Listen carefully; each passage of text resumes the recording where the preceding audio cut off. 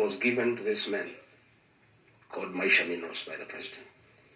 And another 30,000 metric tons from Nigeria given to the same man. They blended and sold it to government. A donation from Russia, a donation from Nigeria was processed and sold to the Kenyan government at the same price that we were buying fertilizer from. And I would like you, now that I've told you, go and ask the Ministry of Agriculture. The fertilizer that came from Russia as a donation, which farmers were given free of charge? The ones that came from Nigeria, which farmers were given free of charge? The president gave it to Maisha Milas, deftly his friend, blended, packed, and sold to the Kenya government.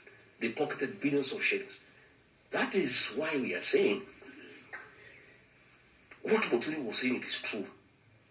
You know, the president will speak in cabinet. Mimi sitaki ufisadi katika serikali yangu.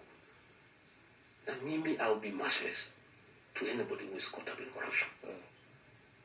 You know, people will just look at him because all the procurement in this government is done by William Ruto. In fact, in cabinet, behind the scenes, because nobody could speak openly except me and maybe Muturi, the president in cabinet, behind him, is known as the principal procurement officer of the Kenya government.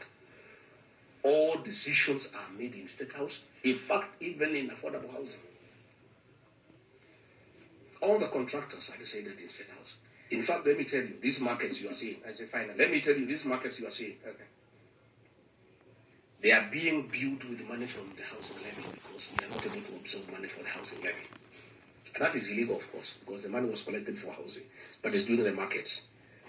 Why the president cannot agree to give this function to the counties?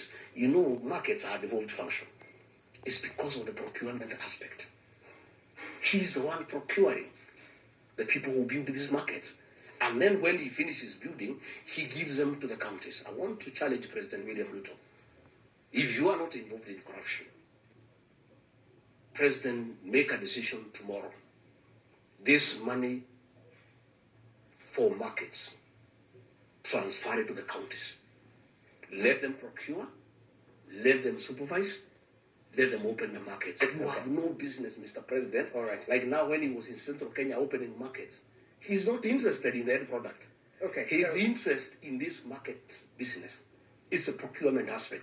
And that is why, despite the fact that markets are a devolved function, the president cannot let go because he is micromanaging the procurement of markets. For his own gain, he is the one who negotiates with the contractors.